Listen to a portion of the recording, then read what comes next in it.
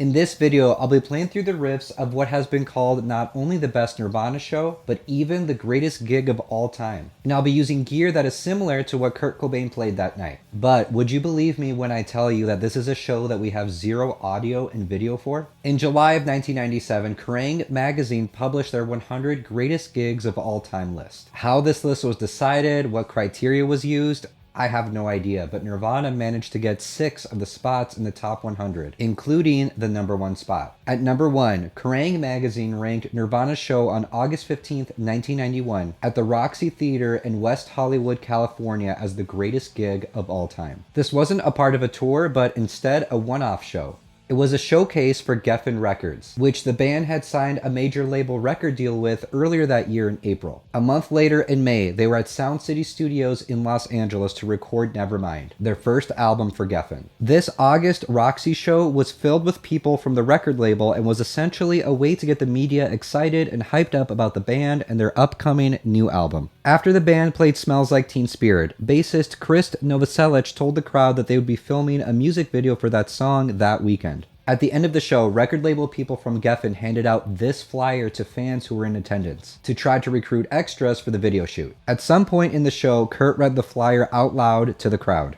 As previously mentioned, there's currently no audio and no video for this greatest gig of all time. But we do have many awesome photos from this show and a handwritten set list from the band. Let's address the set list first because damn, what a set. There's always a chance that stuff got switched around or changed last minute and not everything we're seeing was actually played. But with this being all that we have, let's just assume that this is what was played that night. There's even the big 3 opening Nevermind tracks in track listing order. Nevermind almost got played in full at the Roxy Theatre, though we have no idea what this show sounded like. We have a full view of Kurt's entire guitar rig thanks to the many great photos that were taken that night. The photos and the show information that I've been sharing in this video are courtesy of LiveNirvana.com. I've said it in many videos and I'll probably say it in many more. Live Nirvana is the absolute best resource for all information regarding the band. For guitars, Kurt played his Vandalism Strat and his Tom Strat. Tom stands for Tune-O-Matic, the nickname coming from its very unusual bridge and stop tail piece setup. This is a noteworthy show guitar-wise for the following reasons. This is the first appearance of the Vandalism bumper sticker. Before this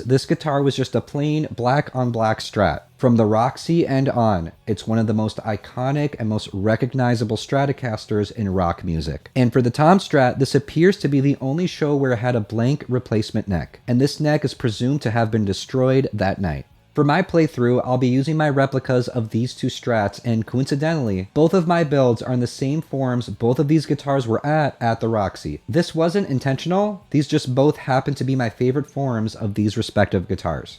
My Vandalism Strat is an 89/90 MIJ ST362 Fender Stratocaster with a 90s Seymour Duncan 59N humbucker. When we search the serial number of the actual Vandalism Strat, we get the same year range and same model, so essentially, mine is a mirror image of the Vandalism Strat as it was at this show. The only thing that is off about my guitar is that it is right-handed. My Tom Strat is a parts caster build that was modeled specifically after this show. It's made up of a Squire body, a blank Mighty Mite neck, Fender Tex-Mex single coils, Seymour Duncan distortion, and of course the trademark Tune-O-Matic bridge and stop tail piece. We don't know for sure what humbucker the Tom Strat had at this show. In its previous form when it was destroyed at Sound City during the recording of Endless Nameless, we do know that it had a Seymour Duncan 59N humbucker. There is a good chance that simply the same pickup was put back in when the guitar was repaired. But for my build, I put in a Seymour Duncan distortion based off the recommendation I was given by Nirvana guitar tech Ernie Bailey. He said that his best guess is while Tom was in this form, it either had a Seymour Duncan 59 or distortion.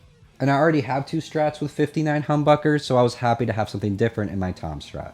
For pedals, we can see that Kurt used an Electro-Harmonix small clone, Boss DS1, and this is one of the few instances where we can see he had a Proco RAT at his feet. I will be using my Electro-Harmonix small clone, and I've tried to match the settings that are shown in this picture. For distortion, I'll be using my Boss DS1 and my Mosky King RAT, which is a budget RAT clone. I have tried my best to divide the guitars and distortion pedals 50-50. So each guitar/distortion pedal combo more or less gets the same amount of screen time. Kurt appears to have used his standard amp setup for this period. Mesa Boogie Studio Pre going into a Crown Power Bass 2 power amp, going into Marshall cabs. We can presume his cab had G12 T75 speakers, what he is known to have been using in this era. It also appears that he is using a wireless system, one of the very few times he's seen doing that. I'll be using Nirvana's Paramount, a tube preamp pedal, which is their clone of the Mesa Boogie Studio Pre's clean section. That is going into my Mesa Boogie 5-band EQ pedal, the official pedal version of the graphic EQ that is found on the Mesa Boogie Studio Pre's. With these two, I've essentially got the entire clean section of the Mesa Boogie Studio Pre in pedal form.